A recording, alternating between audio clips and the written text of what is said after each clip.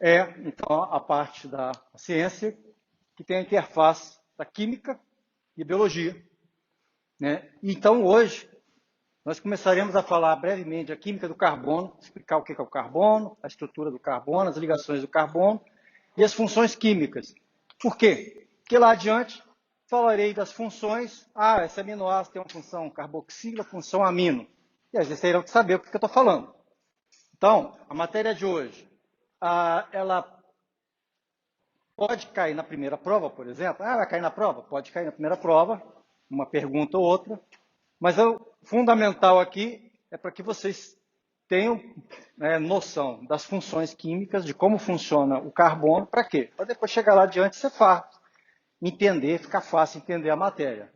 Outra coisa, essa matéria bioquímica, a primeira parte nem tanta, mas a segunda parte, fundamentalmente, é um processo acumulativo. Conhecimento da aula posterior depende da primeira. Fiz a primeira prova, posso esquecê-la? Pode, mas aí vai dificultar o diante.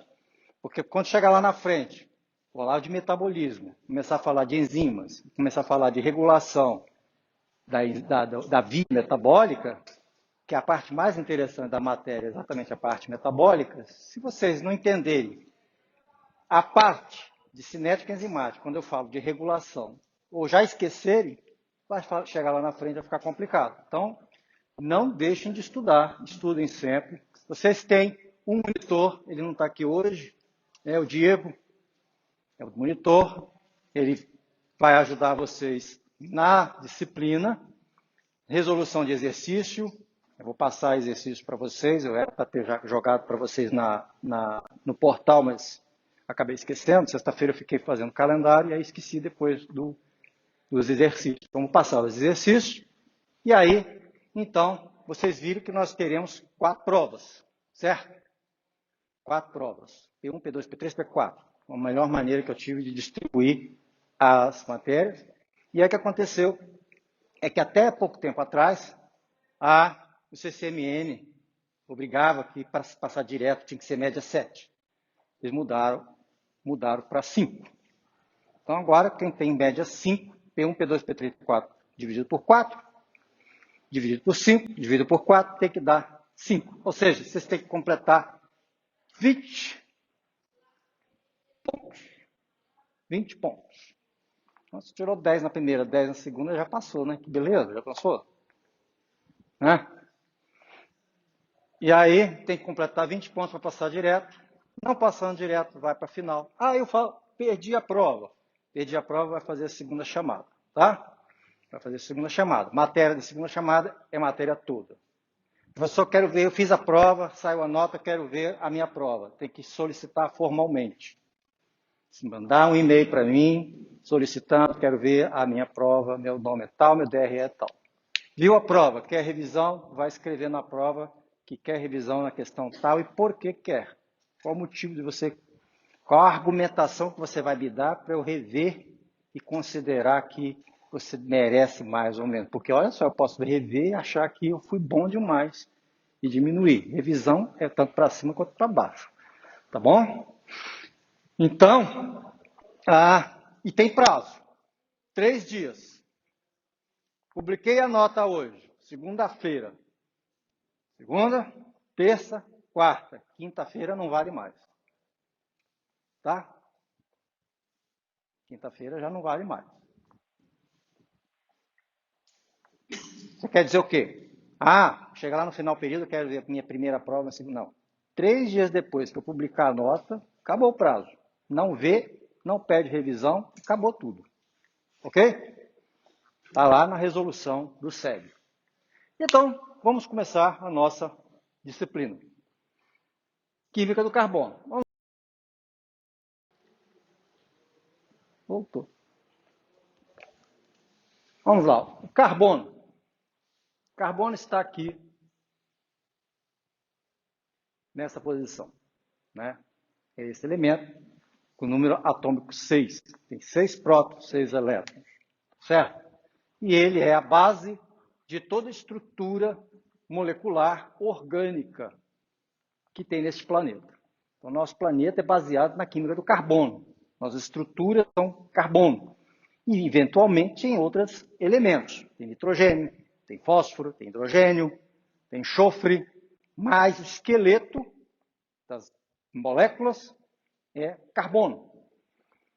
Carbono não é o elemento mais abundante da natureza, mas é o elemento mais versátil. Ele consegue fazer 4 ligações de maneiras diferentes. Então, vamos nos focar aqui com o carbono. O carbono, então, ele existe na natureza. Oh, meu Deus. Aqui. 3 formas. Carbono 12, carbono 13, carbono 14. Carbono 12 é o mais abundante. Carbono 13 é menos abundante, ele tem um nêutron a mais, tem uma massa atômica maior. E o carbono 14 é mais raro ainda. Ele é o carbono radioativo, é o carbono usado para fazer a datação. Ele tem um tempo de meia-vida de 5.000 anos, quer dizer, então se eu tenho 10.000 átomos de carbono, daqui 5.000 anos eu vou ter 5.000, e mais 5.000 anos eu vou ter 2.500 e assim por diante. Uma queda exponencial, em tempo de meia-vida, então 5.800 anos por aí, uma coisa dessa. É radioativo. De onde ele vem? Ele vem a partir dos raios cósmicos. Raios cósmicos atingem a atmosfera terrestre, transforma nitrogênio, que tem massa atômica 14, em nitrogênio, que tem massa atômica 7, massa atômica não, número atômico 7, ele é bombardeado, torna-se um elemento radioativo que decai em carbono, carbono continua, 14 continua radioativa. E nós usamos então para datar. Então quer dizer, nós, todo ser vivo, contém um pouquinho de radioatividade, porque nós temos carbono 14 em nós.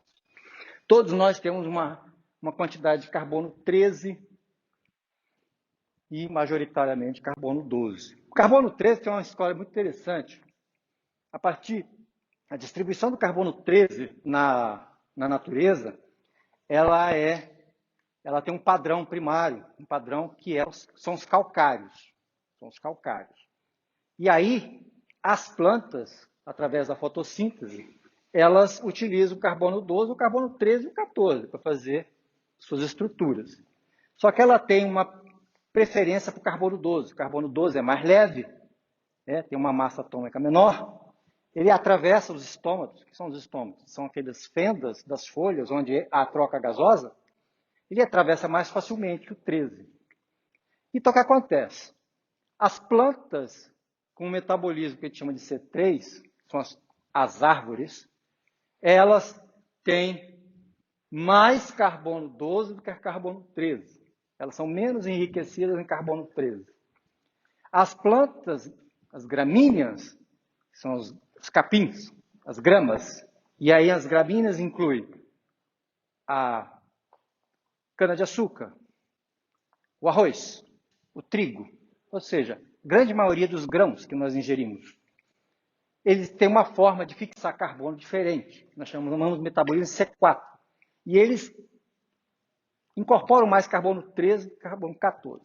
Então, se você pega uma pessoa, pega lá o dente dela e faz uma ressonância magnética nuclear, você sabe qual é a quantidade de carbono 13 e carbono 12 essa pessoa tem. Portanto, qual tipo de alimentação que ela está tendo. Se ela está tendo uma alimentação mais baseada em frutas que vêm de árvores, ou se vem uma alimentação mais baseada em gramíneas. Tá? Foi assim que, então, descobriram que muito tempo atrás, milênios atrás, antes do surgimento das gramíneas, os animais se alimentavam de árvores. Depois, então, começaram a se alimentar de gramas, porque a concentração atmosférica caiu, as árvores começaram a perder, começaram a ficar com fome, digamos assim, de CO2, e aí surgiram as gramíneas. E as árvores encolheram, as florestas encolheram, e as savanas expandiram.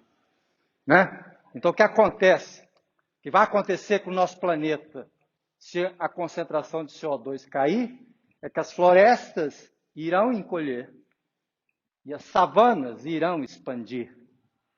porque as nossas árvores já estão em limitação de CO2. Acredito ou não, o pessoal fala tanto que CO2 é ruim, mas as árvores hoje já têm limitação de CO2 e as gramíneas estão em vantagem. CO2 se elevando, as gramíneas perdem vantagem e as árvores e as florestas expandem. É assim que isso que acontece.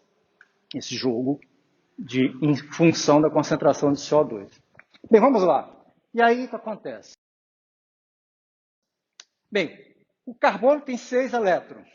Número atômico 6, 6 prótons, 6 elétrons. Como é que esses elétrons são distribuídos, então, nele? A distribuição do elétron acontece através de um diagrama chamado de Pauli, que é surgindo através da energia em que o elétron vai estar. Imagina assim, o núcleo está aqui. Imagine que o núcleo está numa... pessoal, esqueci de pegar o próximo. O núcleo está numa superfície. O núcleo, na superfície, ele pesa, ele afunda a superfície. Então, os elétrons mais próximos do núcleo, eles vão ficar na região mais baixa. Imagine que a superfície seja a energia. Onde está a superfície, a energia é zero. Tá? Botei o núcleo afundou, ele é pesado, ele afunda. Quanto mais para baixo, mais fundo, mais negativa a energia. Tá certo? Então, menor o valor. Então, os primeiros elétrons mais próximos do núcleo vão ficar mais presos ao núcleo, vão ter menor energia. Eles vão estar mais interagindo com o núcleo. Então, é seguido dessa forma, através desse preenchimento. Então, os elétrons, eles ocupam vários níveis. Tem os níveis de energia, que são através dessas letras, K, L, M, N, O, P, Q, e cada nível é dividido em subnível. Então, você tem um nível, esse nível é dividido em subníveis. Esses subníveis, então, são 4. S, P, D e F. O subnível S, ele comporta 2 elétrons. O subnível P, ele tem 3, ele comporta 6 elétrons. Ele é subdividido em 3 partes, que a gente chama de orbital. Então, cada orbital comporta 2 elétrons. E o subnível P, então, comporta 6 elétrons. O D comporta 10 elétrons, ele tem 5 orbitais. E o F tem 7 orbitais, comporta 14 elétrons. Então, o preenchimento se dá do de menor energia, ou seja, o mais próximo do núcleo para o mais afastado. E aí, o carbono, então, ele começaria a ser preenchido dessa forma. Aqui, um S2, 2S2, depois 2P, 3S2, e vai seguindo essa linha. Então, como é que ficaria? Como é que nós representamos isso? Representamos em caixinhas, que é a maneira mais fácil. Então, o subnível 0, que é o S, ele tem um orbital, uma caixinha. Cada caixinha, 2 elétrons. Cada elétron, então, fica com duas orientações, e muito entre aspas, que a gente chama de spin.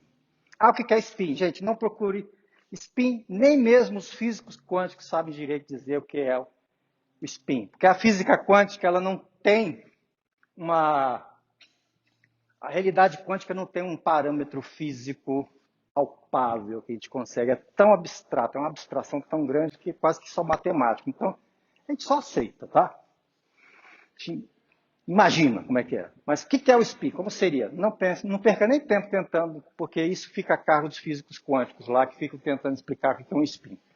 Então, 2 elétrons. O P, 3 caixinhas, 6, 4 caixinhas e 7 caixinhas, 7 orbitais. Então, como é que seria? Por exemplo, aqui eu mostrei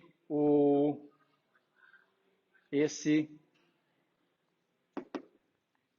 átomo aqui.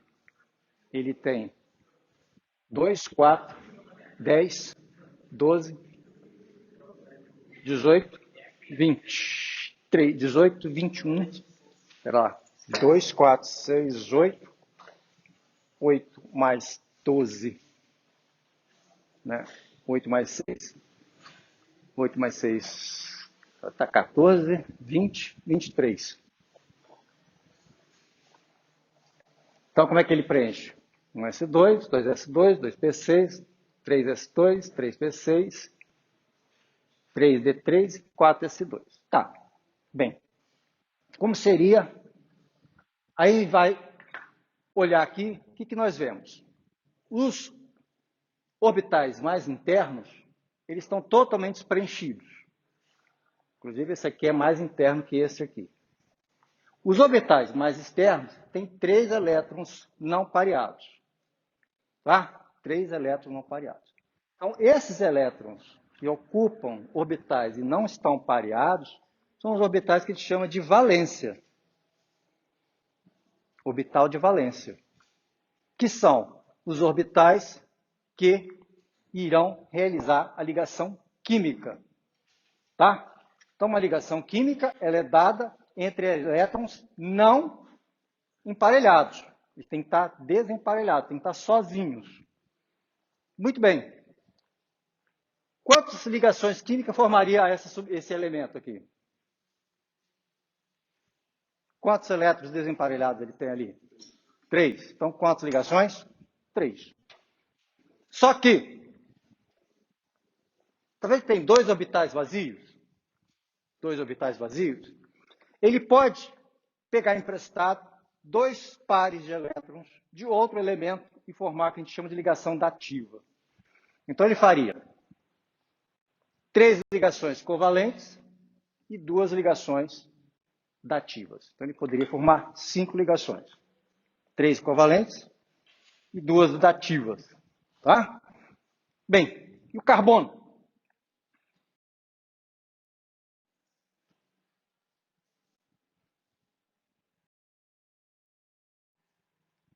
O carbono,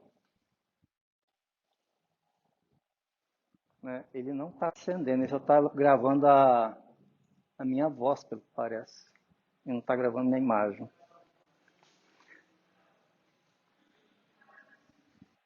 O carbono, olha só, né? Essa aqui é a repetição. Como seria o carbono? O carbono tem 6 elétrons. Número atômico 6, 6 elétrons. Então, distribuição dele. 1s2, 2s2, 2p2. Se nós olharmos ali, então, aqui, quantas ligações formaria o carbono? 3. 2 covalentes e 1 dativa. Só que nós sabemos que ele forma quanto? 4. Então, que explicação que nós damos? É que o elétron estava aqui, pareado com esse, no orbital 2s2. O carbono ele fica meio que excitadinho. Esse elétron, então, pula para o orbital P. E aí forma, então, 4 elétrons desemparelhados. 4 ligações covalentes. Ele faz 4. Isso é a natureza. Né? Se nós olharmos aqui, aqui está mostrando que ele formaria 3, mas nós sabemos que ele forma 4. Está formando 4, é o que diz o fato, o experimento, mostra que ele faz 4. Então, como tentamos explicar isso? Como explicamos isso? É que ele ganha energia quando ele vai reagir, e aí então, um elétron que estava aqui pula para cá, agora então você tem 4 elétrons desemparelhados, e agora então, cada um forma uma ligação covalente. 4 ligações. Beleza.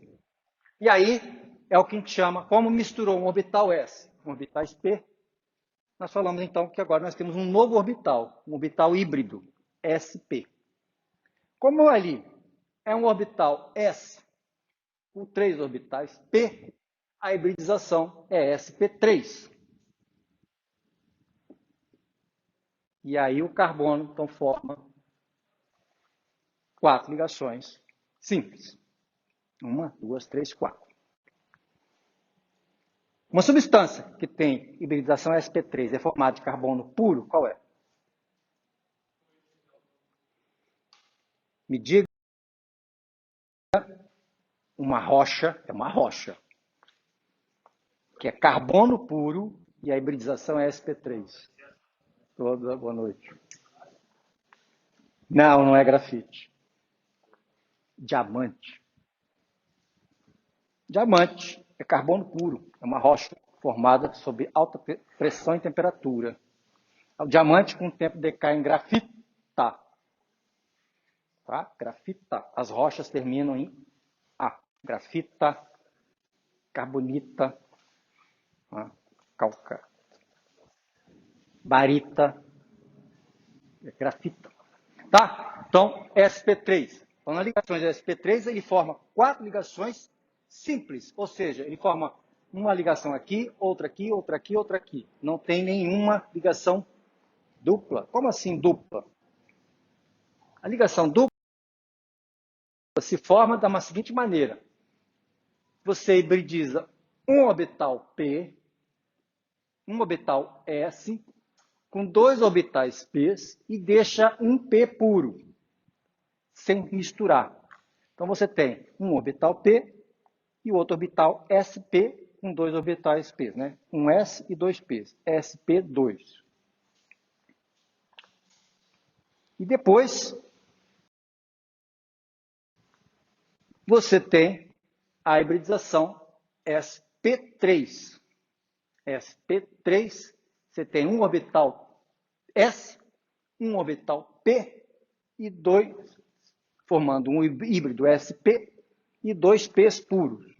Como é que forma a ligação, então, desses carbonos?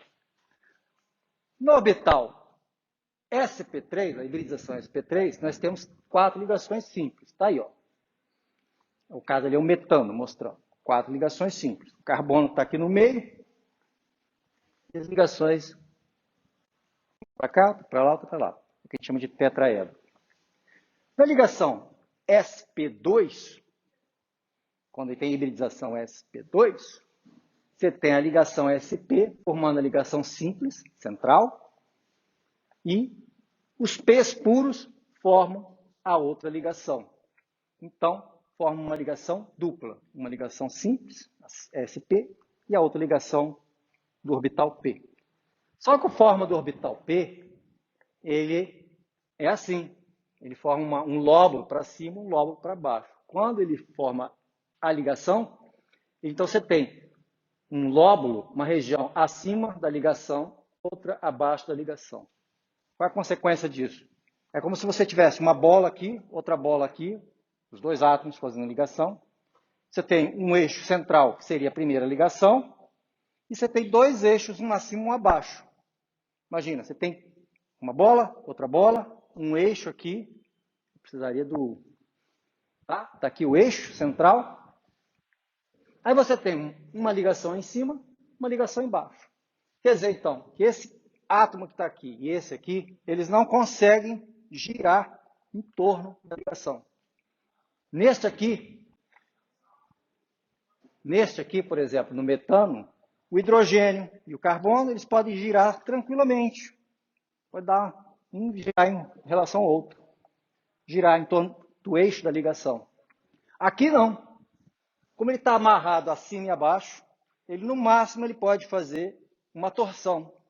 Ele pode torcer para lá, torcer para cá, pode puxar, encolher, dobrar, mas ele não pode girar.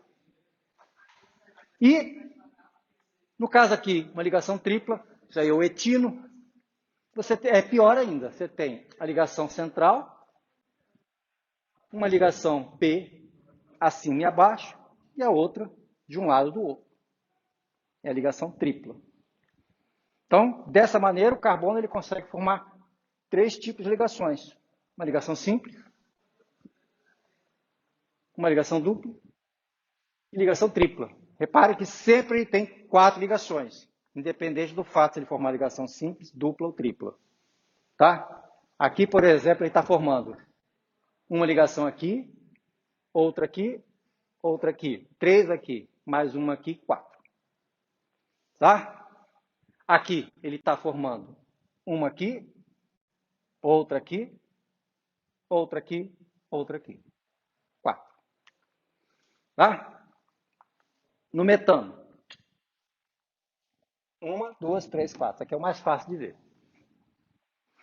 Tá? Então é essa. Por isso que o carbono é tão versátil e ele forma as nossas estruturas moleculares. Porque ele é capaz de formar não só ligação simples, mas ele forma ligações duplas e ele forma ligações triplas. Isso dá uma versatilidade muito grande na hora de formar compostos orgânicos. Ele pode formar CNH2, C dupla ligação com NH, C tripla ligação com N. Mais um Hzinho, né? O H não entra. C tripla ligação N. Porque o nitrogênio só forma três ligações. Bem, o que mais temos aqui na estruturas carbônicas? O carbono, quando está na forma ligação simples, ou seja, na sua hibridização sp3, se cada um dos elementos que liga nele, grupamentos, melhor dizendo, são diferentes entre si, que está mostrando. Um é hidrogênio, outro é flúor, outro é cloro, outro é bromo. São diferentes. O que acontece? Esse carbono é chamado de carbono assimétrico ou carbono quiral. Então tem uma quiralidade ali, um ponto assimétrico. Não tem como você pegar, passar um plano aqui e dizer que a molécula é simétrica. Ela é totalmente assimétrica. E mais, se você pegar, fizer uma imagem especular dela, aqui está o espelho dela, o cloro que estava do lado de cá passa para cá, o bromo para cá, o hidrogênio, o flúor está ali. Então, peguei assim, fiz a imagem especular dela. Aí, eu pego e rodo isso aqui, para que isso vá para a mesma posição onde está o cloro. Rodou. Quando roda, os cloros e os flúoros estão sobrepostos, mas o hidrogênio e os bromos não. Ou seja, quando você tem um centro quiral, com carbono assimétrico, você tem duas moléculas com a mesma estrutura molecular, entretanto, espacialmente são diferentes. É o que nós chamamos de isômeros espaciais. São moléculas com a mesma estrutura molecular, mas espacialmente são diferentes. Elas são duas moléculas diferentes. Para a maioria dos efeitos, por exemplo, para a maioria das propriedades químicas, elas são idênticas. Entretanto, para algumas propriedades que dependem exatamente da posição do grupamento, elas são diferentes. E as nossas células, são capazes de distinguir um isômero do outro. Nós, por exemplo, as nossas proteínas são formadas de L-aminoácidos. Nós temos os L's, temos os D's. Nós usamos somente os L's. As nossas enzimas não usam D. Se você ingerir D-aminoácido, ele não será usado para formar proteína. Ele será degradado. Não formará proteína. Somente os L's. Nós não temos nenhum L-carboidrato, nenhuma L-glicose, nenhuma L-frutose. Todas são D. D-frutose, D-glicose, D-galactose. Se você ingerir a L, o corpo vai transforma em D.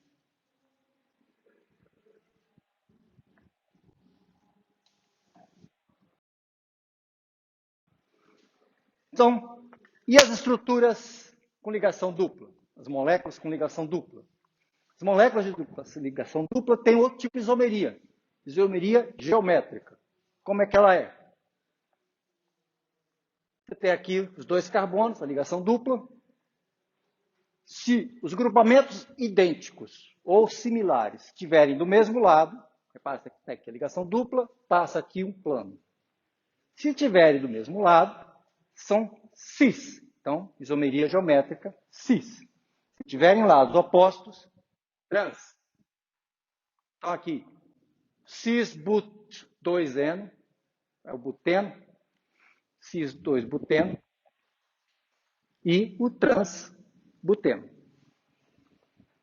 But-2-eno. Só para dizer que a ligação está no carbono 2. Tá? O buteno. Aqui nós temos não exatamente iguais, não são iguais, mas são similares. São dois halógenos, cloro e bromo. São halogênitos, na família 7A, né? Família 7, dos halógenos. Então, os halogênios. Então, o que temos aqui? Ó, ligação dupla, carbono. Os cloros e o bromo estão do mesmo lado. Então, cis, bromo, cloro, etileno. Cloro e bromo estão opostos. Trans, bromo, cloro, etileno. Tá? Normalmente, os trans são mais estáveis, principalmente se os grupamentos aqui, por exemplo, se esses grupamentos, esses dois aqui, por exemplo, são volumosos, são eletronegativos, neste caso aqui, eles não tem uma repulsão entre eles, uma repulsão eletrônica. Então, eles são mais estáveis assim. Então, esta molécula seria mais estável que essa. Esta molécula seria mais estável que essa, porque o metil, o grupamento metil, esse CH3, ele é volumoso. É um carbono e 3 hidrogênios em posições bem largas, bem distantes. Ele é bem volumoso. Então, você tem dois metis próximos assim, eles começam a interferir um no outro. A nuvem eletrônica começa a se aproximar e aí começam a se repelir. Então, posição trans é mais estável. Então, a maioria das moléculas, a posição trans é mais estável. Aí vamos lá. Funções. Vamos lá. Então, nós vimos.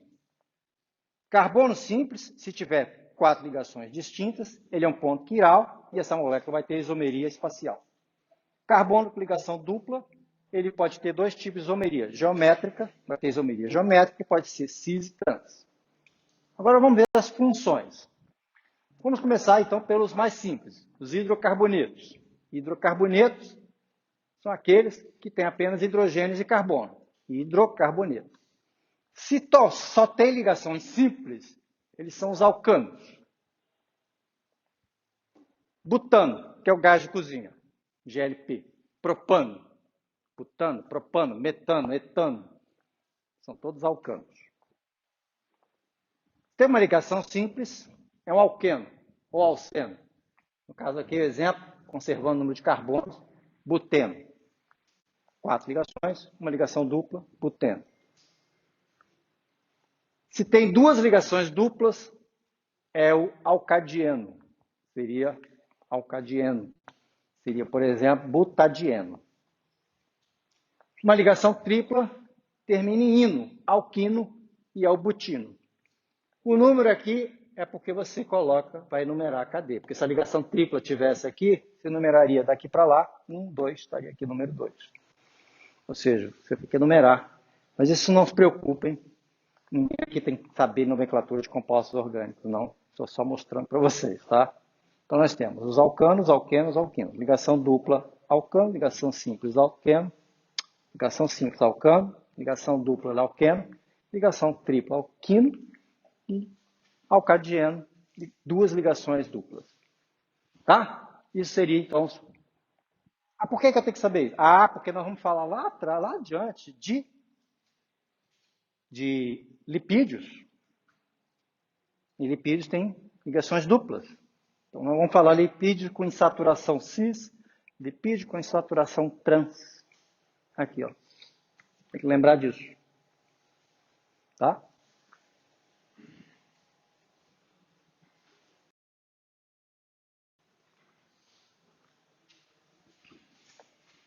Quando o carbono forma ligação com apenas um outro carbono, ele é chamado de carbono primário. Então, por exemplo, este e estes formam ligação apenas com carbono, eles são primários.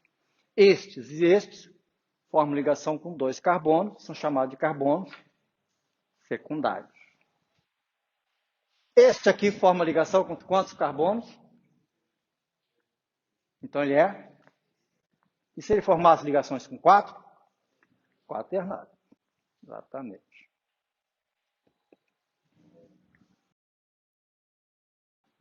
Álcoois. O que são álcoois?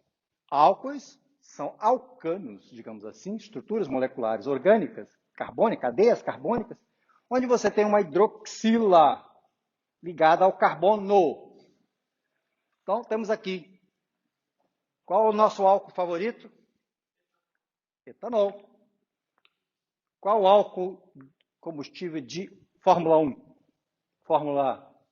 É Fórmula 1 não, é Fórmula... Gente, qual é a Fórmula? Não é Fórmula 1 não, mas é uma fórmula dessa aí. Usa que álcool? O quê? Não entendi. Não, qual álcool? É o metano. Metanol. Então, etanol, butanol, 4 carbonos, isopropanol e tercibutanol. Da mesma maneira, se a hidroxila estiver ligada a um carbono primário, é um álcool primário.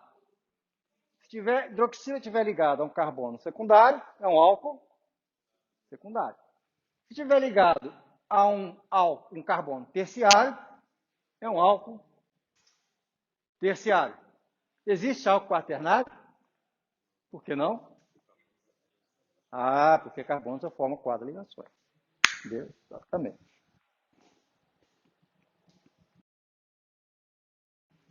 Aldeídos e cetonas. Então, o álcool é uma hidroxila ligada a um carbono. Álcool é aldeídos. Aldeídos são estruturas onde a carbonila, que é isso aqui, é um C-O, é a carbonila. Então, a função carbonila é o carbono ligado ao oxigênio com a ligação dupla. No aldeído, a carbonila está na extremidade da cadeia carbônica. Está na extremidade. Ou seja, a C-O estará ligada a um outro carbono e a um hidrogênio. Está na extremidade. Se tiver no meio, é a cetona. Então, cetonas, a carbonila está ligada a 2 carbonos no meio da estrutura carbônica. Tá? Qual é a nossa cetona favorita? Acetona, cujo nome é propanona. Tem 3 carbonos, CH3, C-O, CH3. É a acetona que nós usamos em casa. A acetona é tóxica? É. A acetona é tóxica, é extremamente volátil, ela pega fogo, ela tem uma flamabilidade alta, tem um ponto de fulgor muito baixo. O que é ponto de fulgor muito baixo? É a temperatura. Ponto de fulgor é a temperatura onde, se você passar uma chama, ele pega fogo. Hã? Não. Ebulição é a temperatura que ferve. Ponto de fulgor é a temperatura que pega fogo. Pega fogo. É a temperatura em que, se você passar uma chama, começa a pegar fogo de uma maneira sustentável. Tá? Então, é um ponto de fulgor. Por exemplo, ponto de fulgor do etanol é menos 10 graus. Se você pegar o etanol e esfriar qualquer coisa acima de menos 10 graus, ele pega fogo se você passar a chama perto dele. O éter é mais baixo ainda. O éter é pior. O éter ele tem o ponto de ignição. O que é ponto de ignição? Ponto de ignição é a temperatura qual, se você tiver uma faísca, ele pega fogo. O éter tem um ponto de ignição bem baixo, abaixo da temperatura ambiente, da temperatura de 0 graus. Então, a pessoa está lá mexendo com éter, o outro lá resolve acender um cigarro, por exemplo, ali perto, aí aquela frente de chama vem do acendedor dele até onde a pessoa está com um éter. Vai chegando assim. E tem também o que a gente chama de mistura explosiva. O que é a mistura explosiva? É a quantidade de uma substância inflamável que tem que estar na atmosfera para que haja uma explosão. Por isso que volta e meia você vê aí, né, os restaurantes explodirem. Por quê? A quantidade de propano misturou com ar, formou então uma mistura explosiva. Na menor chama, na menor centelha, inicia um processo de combustão que explode, destrói tudo que vem pela frente. Então vamos lá, cetonas, então a carbonila está no meio.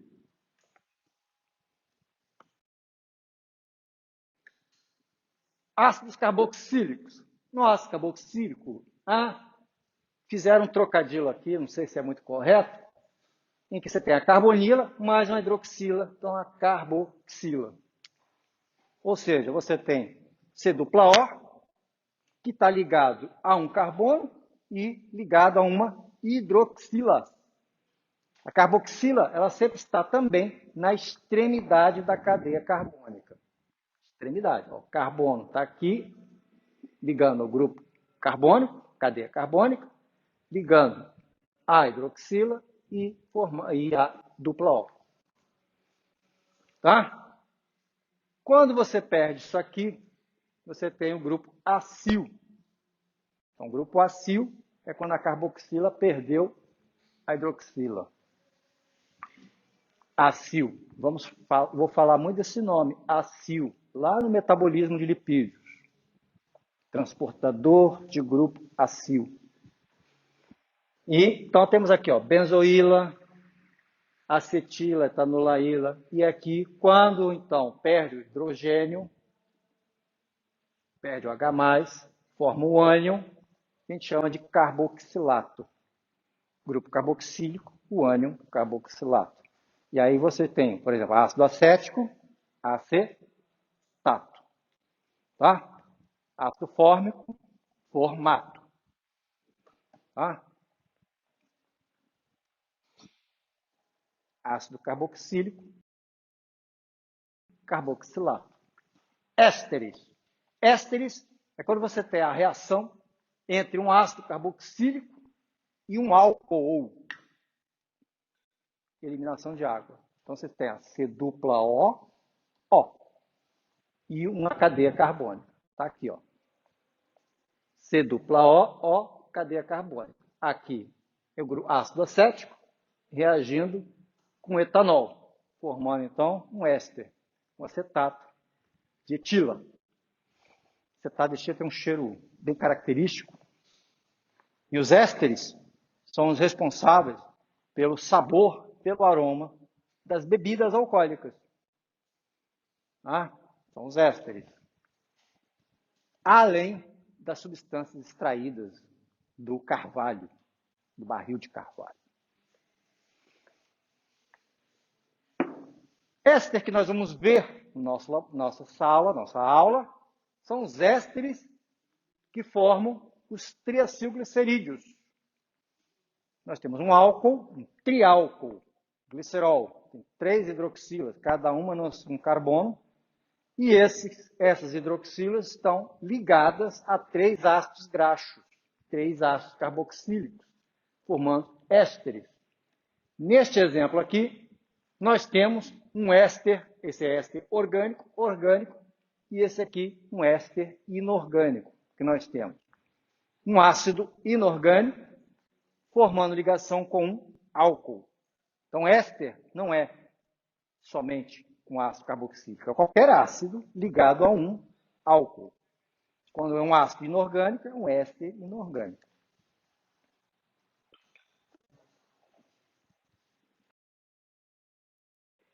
Anidridos. Anidridos são quando 2 ácidos carboxílicos ou 2 ácidos reagem entre si, perdendo água.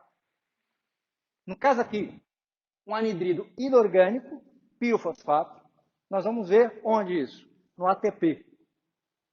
Na molécula ATP, como nós estivemos falando lá de metabolismo, ATP. E anidrido acético, esse a gente não vai ver muito aqui, mas vamos ver bastante anidrido de fosfato. Vou falar muito dele. Então, os anidridos são 2 ácidos reagindo entre si. Aminas. Aminas, quando você tem um grupo A amônia, NH3, amino, ligado a um carbono, pelo menos um carbono. Então é amina. Se está ligado a um carbono, amina, primária. Se estiver ligado a 2 carbonos, secundária. Se estiver ligado a 3 carbonos, terciária. E se estiver ligado a 4 carbonos, um sal de amônio quaternário. Mas por que é sal? O nitrogênio forma 3 ligações covalentes e uma dativa. O nitrogênio ele tem 3 elétrons desemparelhados na sua última camada e um par de elétrons ali dando sopa, não ligante. O que faz então ela?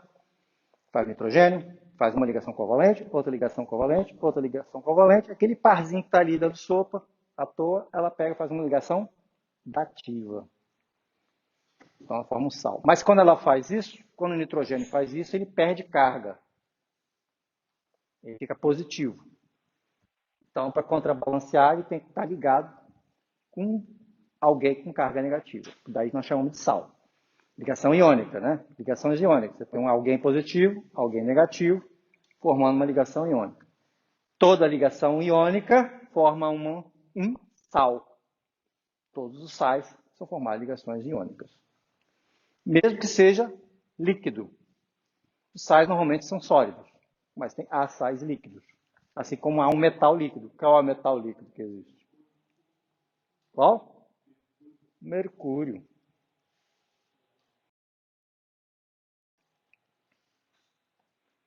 Amida. Tem amina, que eu falei antes. Amida. Amida, agora o nitrogênio, está ligado não a um grupo, ao carbono, mas está ligado a uma carboxila. Ele reage com um grupo ácido carboxílico formando uma amida. Você tem o nitrogênio ligado a uma carbonila. Tem nitrogênio ligado a uma carbonila, é amida. Ok? Nitrogênio ligado a um grupo, a um carbono simples, carbono, é amina. Ligado a uma carbonila, amida. Ok? A amida primária é esta aqui, então está ligada a uma carbonila e ninguém mais. Secundária, ela está ligada a um outro carbono. E a terciária, ela está ligada a 3 carbonos. Né? Além da carbonila, ligada a mais 2.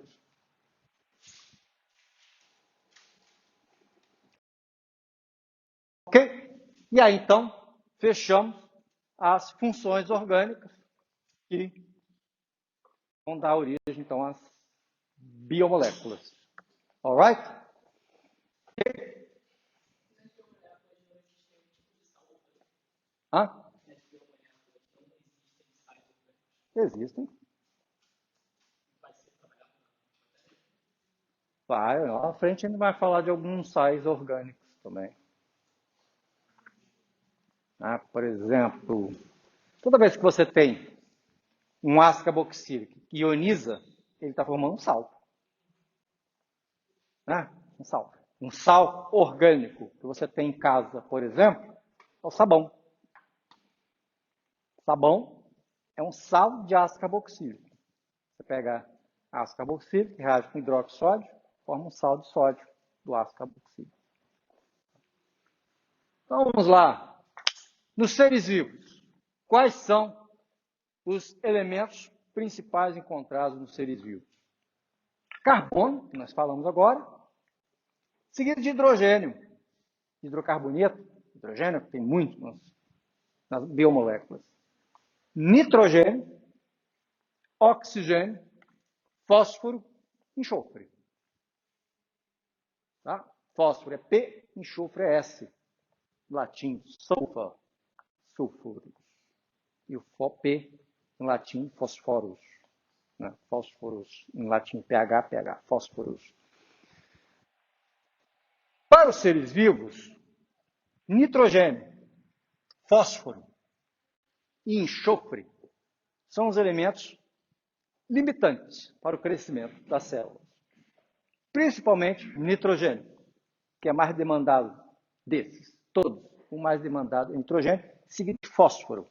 Então, a relação nitrogênio-fósforo, normalmente, é que limita, vai determinar o crescimento de uma população de células. Disponibilidade de nitrogênio, a disponibilidade de fósforo. Né? quando tem um lago, um ambiente natural, onde há um despejo de resíduos orgânicos, principalmente resíduos domésticos, nosso, da cidade, há um enriquecimento de nitrogênio e fósforo. É o que a gente chama de eutrofização. Aí as bactérias crescem descontroladamente, há um alto consumo de oxigênio, a quantidade de oxigênio dissolvido na água cai e os peixes, então, começam a morrer por falta de oxigênio. A demanda biológica de oxigênio, DBO, se eleva. Depois tem todo um controle de despejo das águas, né, domésticas. Tem todo um despejo, um tratamento. Exatamente para quê? Para crescer essas bactérias, retirar o excesso de nitrogênio e fósforo e depois, então, despejar na natureza para não causar um desequilíbrio, tá, de crescimento dos organismos.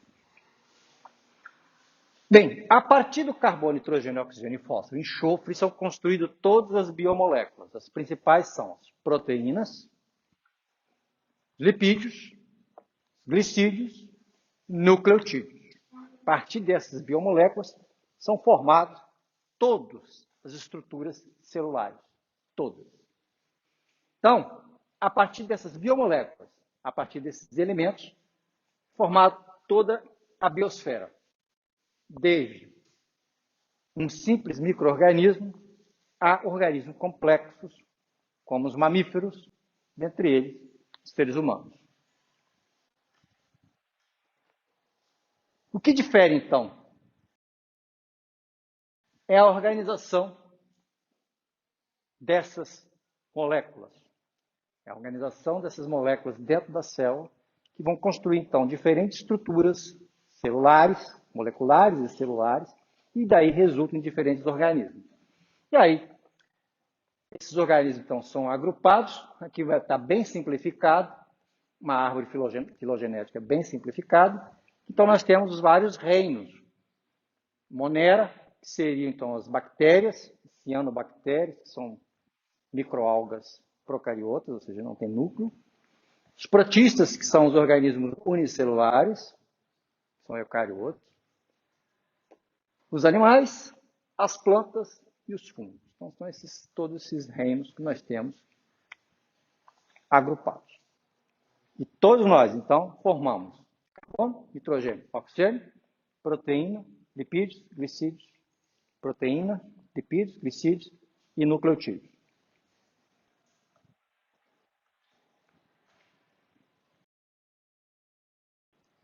As células, como eu falei ali, nós temos as moneras, que são as procariotas. As células procariotas não têm membrana, não tem organela, não tem núcleo diferenciado. Procariota. Dessa maneira, então, todo o material celular, inclusive o material genético, está aqui, dentro do citoplasma da célula. Evidentemente, então, essa célula não tem como ter uma região compartimentalizada com condições físico-químicas muito distintas do todo. Eu quero dizer, aqui nessa sala, aqui pode estar um pouquinho mais fresco que ali, lá no fundo. Pode estar 1 grau, 2 graus mais fresco, mas não pode estar 5, 10 graus, 15 graus diferente de lá. Aqui eu não posso estar sentindo frio e ali ele sentindo calor. Não tem como, porque não há barreira física que separe a minha posição e a posição de quem está lá no fundo. Então, pode ter flutuações transitórias de temperatura, de pressão atmosférica aqui dentro, mas só transitória e muito pequena. Então, pequenas flutuações. A mesma coisa que aparece nessa célula. Esse ponto da celular não pode ter uma condição de pH, uma concentração de moléculas muito distinta desse ponto de cá.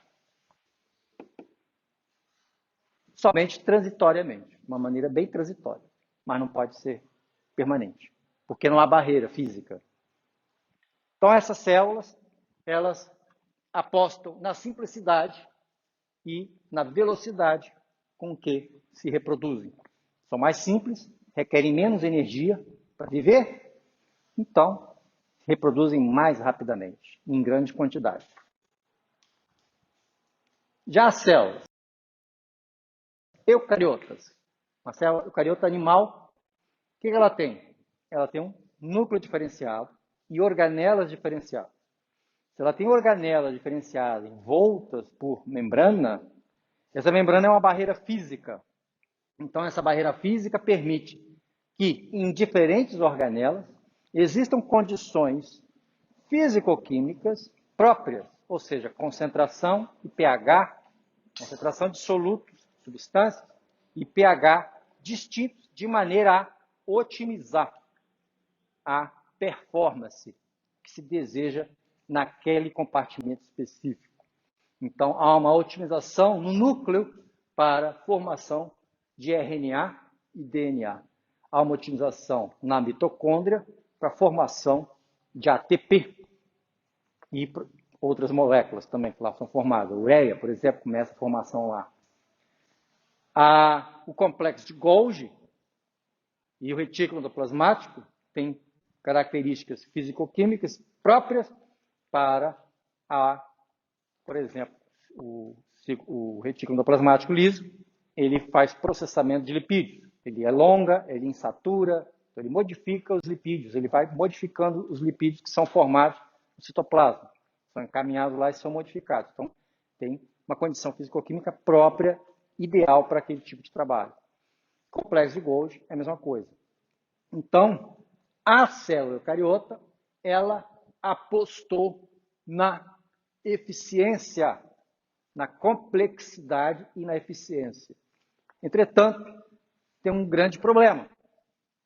Sistemas mais complexos são sistemas mais caros energeticamente, demandam mais energia para se sobreviver. Então, tem que ter uma reprodução mais lenta. Então, reproduzem mais lentamente. Normalmente, então, são seres maiores e são seres predadores, vão predar os mais simples. Entretanto, quem morre primeiro? O mais simples. Numa catástrofe ambiental, numa crise ambiental, quem morre primeiro? O mais simples ou o mais complexo?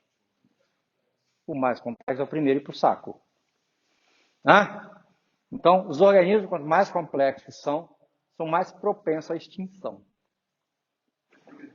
Então, o ser humano está ali, ó, na primeira linha de extinção. É o mais complexo. Entre os mamíferos, né? Nós temos mamíferos, temos seres humanos, os primatas todos. O ser humano é o mais complexo de todos os primatas. E temos os cetáceos também, temos as baleias, que são organismos extremamente complexos. São os primeiros a ir embora, no caso de uma crise ambiental. As plantas. As plantas são organismos, né? O pessoal não dá nada com uma planta, mas são organismos fantásticos, versáteis, muito interessantes. E as plantas, então, têm uma grande parede celular de celulose que protege essa célula de muita predação, inclusive a predação de mamíferos, de herbívoros. Pode ver que o herbívoro, para comer capim, tem que mastigar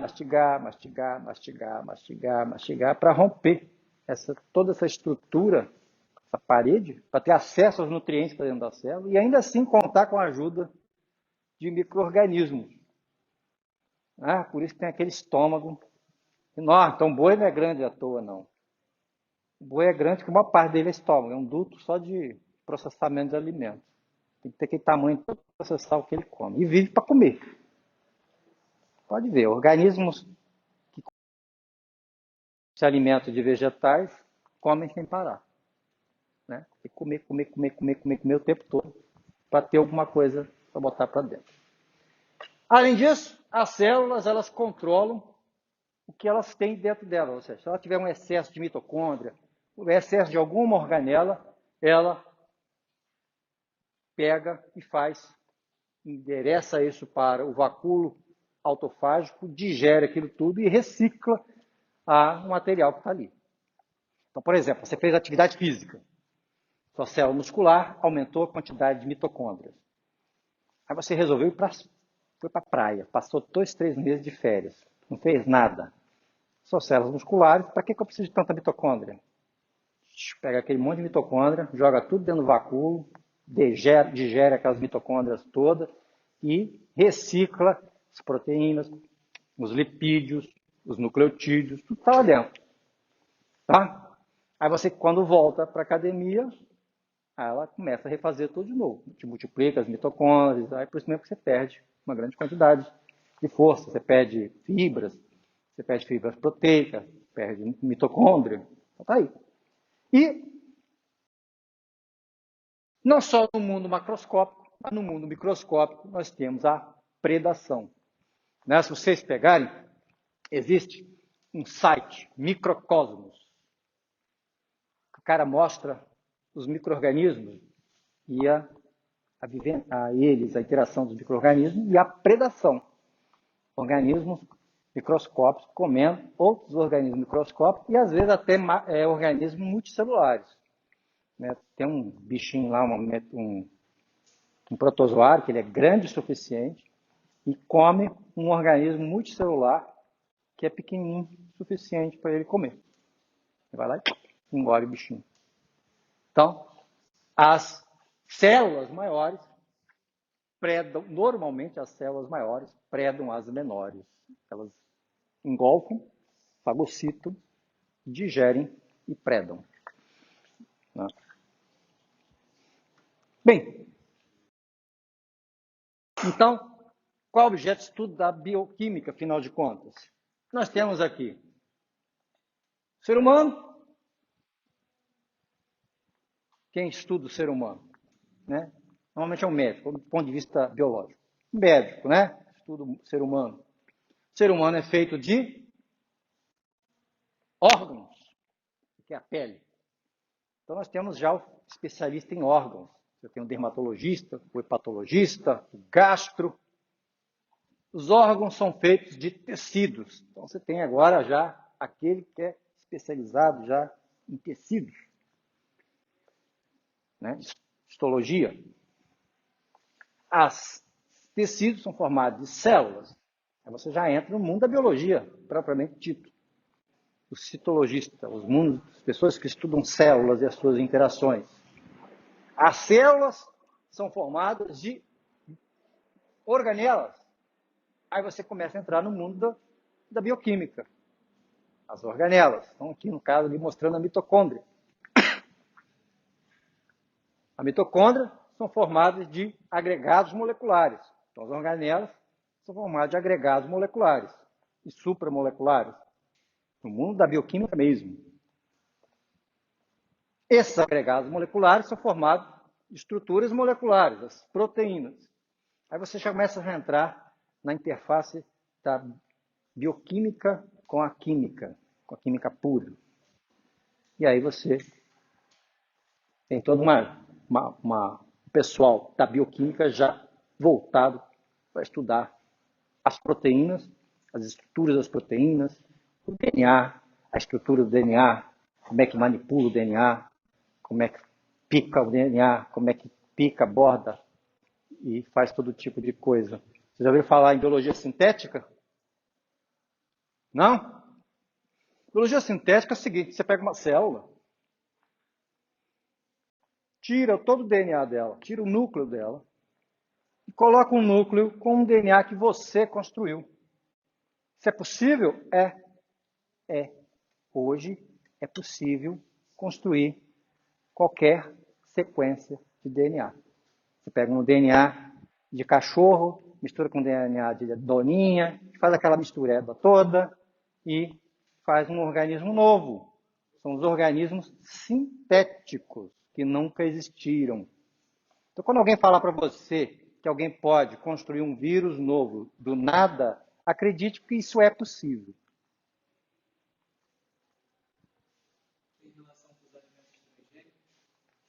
Transgênico? Tem. Você tem que é um animal transgênico. Eu pego o DNA de um animal, de uma espécie, e insiro no DNA de outro animal, de outra espécie. Então, a soja transgênica. A soja transgênica é aquela que tem um DNA que não é próprio da soja. Pegou um trecho de DNA de uma outra planta, aquela planta tem uma característica que eu desejo que a soja tenha e que insiro no DNA da planta. Então, por exemplo, aqui, vem cá. Vocês já viram aqueles arrozinhos bem amarelinhos? Não. É um arrozinho que que é enriquecido em beta-caroteno, naturalmente enriquecido com beta-caroteno. Já viram falar disso? Eu fico sabendo, existe. Um arroz enriquecido com beta-caroteno, então ele é mais amarelo. Aí eles falam naturalmente enriquecido com beta-caroteno. Ele é transgênico. Vocês já sabem identificar um alimento transgênico? O que tem na embalagem? Na embalagem tem a letra T. A letra T. Então, aqueles coisinhos que você come, Doritos, batatinha Ruffles, tudo tem um Tzinho ali. Já repararam? Bom, mamão papaya. Quem gosta de mamão papaya? Mamão papaya é transgênico. Não quero mamão papaya que é transgênico, eu quero o selvagem. Você vai comer mamão papaya selvagem, você vai abrir assim, você só vai ter semente, não tem nada. O mamão papaya selvagem é casca, uma fileira assim de polpa e semente. Nenhum. O pessoal fala muito bobagem, tem nenhum malefício. Tá pegando, existe um problema, pode haver um problema para a natureza em alguns casos. Se aquele organismo transgênico modificado escapar, se multiplicar, pode dar uma espécie invasora, entendeu? E aí proliferar dá um grande problema. Mas os seres humanos já fazem coisa pior. Você sabe qual é o animal mais problemático da natureza? Que todo mundo gosta? Sabe qual é? Gato. Gato. Gato. Gato Félix. Gato doméstico. Gato é uma praga. Ele mata tudo que vê pela frente. É o bicho que mais causa impacto ambiental. É gato. Ele mata tudo.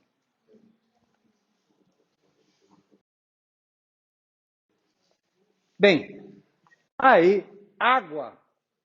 Seguinte.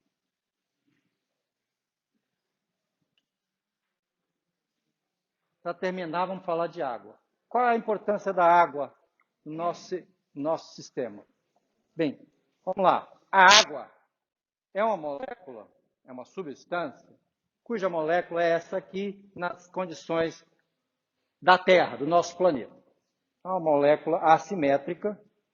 Oxigênio é um átomo, um elemento extremamente eletronegativo, então ele puxa a nuvem eletrônica toda para si,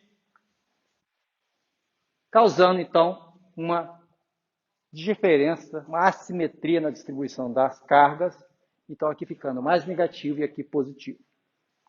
O oxigênio, ele tem 2 elétrons desemparelhados, então forma 2 ligações, e 2 pares de elétrons não ligantes, ou seja, 2 pares ali dando soco. Só que o hidrogênio está aqui, está vendo ali? O hidrogênio está ali, um par está aqui, outro par está ali, dessa maneira. Bem, o que acontece?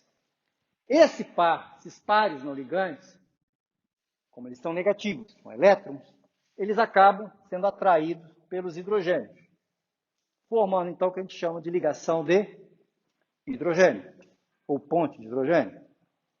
Então a água, ela tem hidrogênio, 2 pares de elétrons não ligantes. Aquele hidrogênio e aquele outro hidrogênio vão interagir com os elétrons, aquele par de elétrons não ligantes, de outra molécula de água. Só que uma está aqui, outra está ali. Então, essa par aqui está interagindo com hidrogênio de outra molécula de água. Esse par aqui com outra molécula de água. Esse hidrogênio aqui com um par de elétrons de uma outra molécula, da terceira molécula de água. E esse hidrogênio aqui com a quarta molécula de água. Repara, tem uma aqui, outra ali, outra lá. Então, a cada molécula de água forma 4 ligações de hidrogênio em 2 planos diferentes. Então, ela forma uma rede tridimensional de ligações de hidrogênio. Quer dizer, então, que cada molécula de água está muito presa umas às outras. Presas. Para que eu separe essas moléculas e elas se liberte e vá para o estado gasoso, eu preciso romper essas 4 ligações. Então, eu preciso de ter muita energia. Essa energia que nós temos que colocar na água para que ela evapore é chamado de calor latente de evaporação. Então, a água precisa de muita energia para evaporar. Também precisa de muita energia, precisa ser retirada dela muita energia para que ela congele. Ou seja, para ela também fundir, é preciso que entre muita energia dentro dela. Enquanto que ela estiver congelada ali, ela não aumenta a temperatura, né? Não é assim? Mantém 100 graus para ferver, 0 graus para derreter.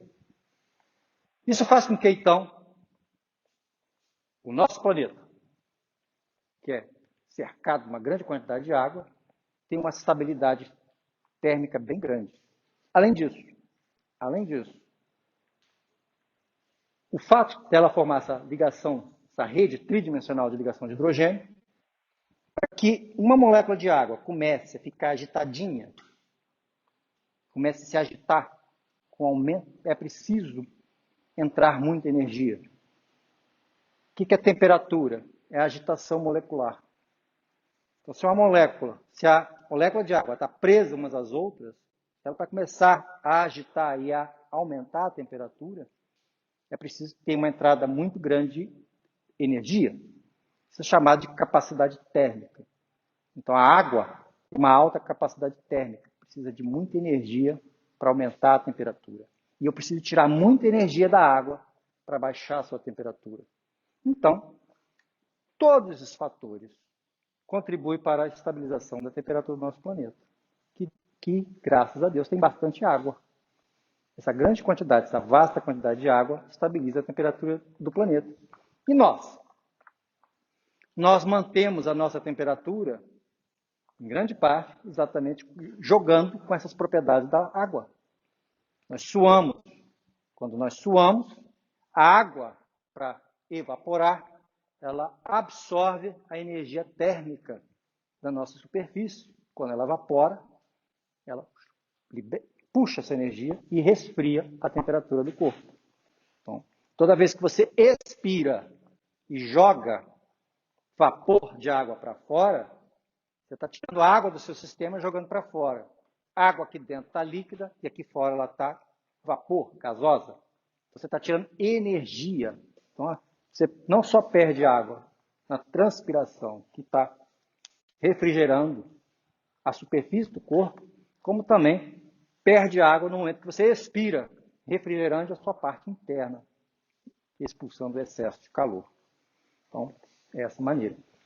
Além disso, como ela é extremamente polar, ela é capaz de dissolver todas as substâncias polares.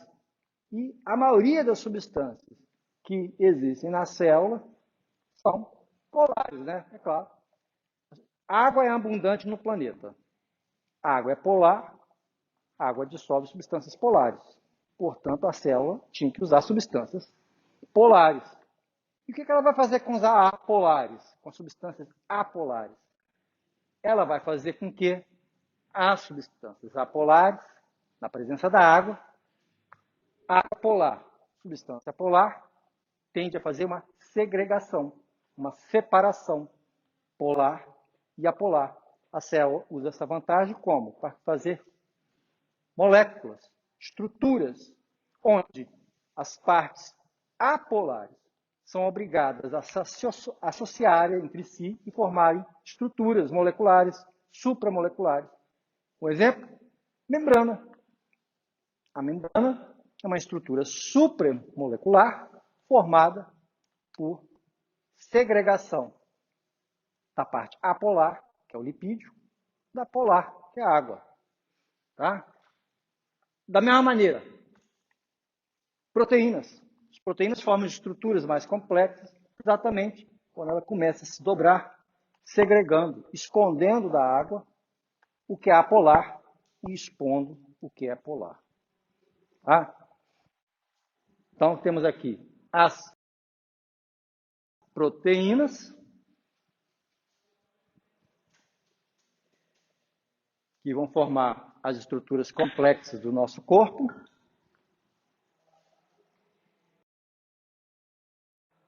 Os carboidratos, outras estruturas importantes e complexas do nosso corpo.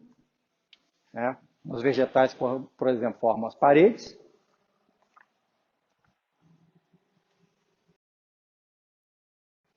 Os lipídios de reserva e os lipídios estruturais, formadores de membrana. E os lipídios de membrana, nós vamos entrar em bastante detalhes sobre eles. Eles formam, então, estruturas supramoleculares e eles têm que ter uma propriedade importante. Eles têm que ter uma parte polar e uma parte apolar. Polar vai interagir com a água, a apolar vai segregar e vai formar a estrutura supramolecular. No caso aqui, membrana plasmática. Membrana celular, de uma maneira geral. Né? A composição depende. E aqui, obviamente, depois falaremos de colesterol e os esteroides, são formados a partir dele. Os nucleotídeos, vamos falar então principalmente de ATP. E DNA, quando falarmos de proteína, falaremos um pouco de DNA e transmissão genética, para, então, começar. Aula que vem, então, começaremos a falar de ligações de hidrogênio, ácidos, bases, pH, tampão e tudo isso. Tá? Bem, pessoal, tem uma lista aqui de frequência, por favor, assinem.